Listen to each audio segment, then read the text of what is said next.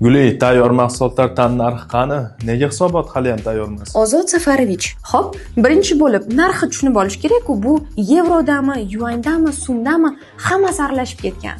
Nimaga aralashib ketadi? Hammasini so'mda yuritavering-da, oson-ku.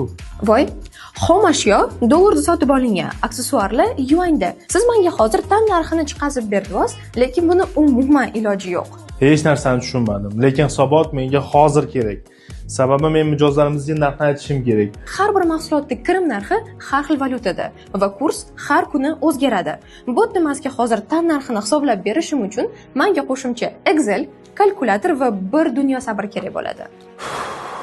Yo'q, shunchalik qiyinmi? Men sizga aytgandim, Appoint dasturini sotib olaylik deb. Agar shu dastur bizda hozir bo'lganda, hammasini atigi bitta klik yordamida allaqachon hisoblab bo'lgan bo'lardik.